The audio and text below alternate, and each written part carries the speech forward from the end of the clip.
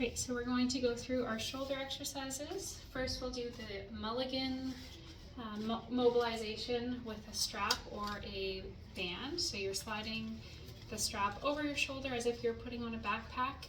Again, remember we split it further inward towards the neck. And then you're grabbing the strap in your opposite hand as if you're pulling to your opposite pocket. And then compare before you do a set. So just do without any pull, just notice how that movement feels, and then add the glide, so traction back and down into the opposite pocket. And then for this one, we're not going straight out to the side, 30 degrees in, so scaption. And then you're reaching up overhead as far as what's comfortable, and then coming back down. So going through that movement. As you reach up overhead, the palm faces inward. So just going through that natural glide of the shoulder.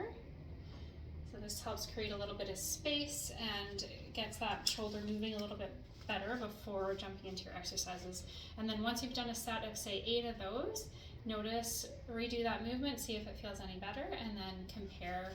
And doing about 3 sets of that would be a great start. And then we'll do the standing bird dog. So putting your weight in one hand and then stepping the opposite foot forward, and we're going in a hinged forward position. So hinge forward, flat, back is flat, and then you're going up and making a Y with your arm. So thumb facing the ceiling, reaching up, and then coming back down, nice and slow and controlled, and going within whatever range is comfortable, reaching overhead and down. So that's our standing bird dog. The next one we'll do is the reverse fly. So you can start with doing it with your band, and then you can progress to adding it with light weights to start. So again, you're in a hinge position similar to what we were just in, but with both your legs under your hips to start.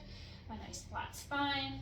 Again, watch that flaring of the ribs, so keep the ribs kind of nice and stacked, palms facing down, and then pull your arms apart, or the band apart, and then slowly come back down. You could also do it just standing, but just to help with the movement patterning, you could do a hinge position, and then just add slightly, or very light weights to start and gradually work your way up, with staying within that comfortable range. And then the last one we did was the wall plank with the rotation. So putting your elbows on the wall as if you're doing a plank, and then rotating and coming out as far as you feel like you can without letting that shoulder pop forward. So keeping that active position. So the harder you press into the wall, the more space you're going to create. So coming out and then slow control, coming back in, and then just rotating and doing the same thing the other way. So just to help with, again, that movement that's a little bit sticky there.